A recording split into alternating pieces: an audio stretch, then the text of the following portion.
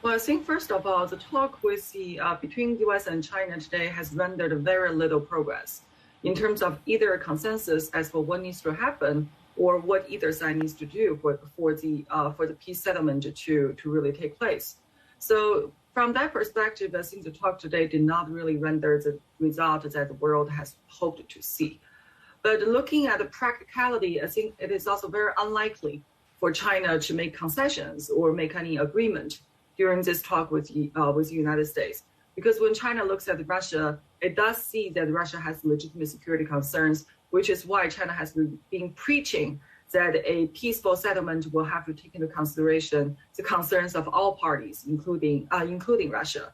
And that raises further grievance from the United States and other countries about this growing alignment between Beijing and Moscow and what it means for regional stability and world peace. But there's been so much back and forth on whether China is actually helping Russia in terms of ammunition supplies and military hardware. Where do you stand on that position on how to read between the lines here? I think reading between the lines, first of all, we need to define what military assistance actually means, because this could include weapons, but this could also include, for example, logistical supplies that Russia needs in the battlefield on the front line. So there's very little information as for what we're actually talking about in terms of the military assistance. There's also the question as for whether Beijing actually provided those assistance or Beijing just expressed the openness to providing such military assistance. So Sorry to interrupt you, but I mean, you say there are questions. There aren't even questions because the Jake Sullivan has provided absolutely no backing or evidence for his suggestion. Are you surprised at the aggressiveness with which they went into this conversation? And perhaps not so surprised at the fact that the Chinese turned back quite aggressively and said this is just misinformation?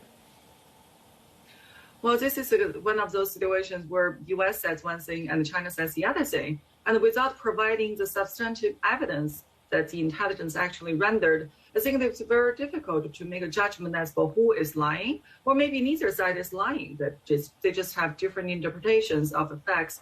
And this is not the first time that the U.S. is leaking information during the war of Ukraine about China. If you recall, U.S. did leak information to New York Times about, first of all, U.S. provided the intelligence to China for 6 times before the Russian invasion actually happened to try to convince China. And the second time, it leaked the information about how Chinese officials were telling the Russian officials during the early early Winter Olympics in Beijing that if you're going to invade Ukraine, do not do this during the Winter Olympics.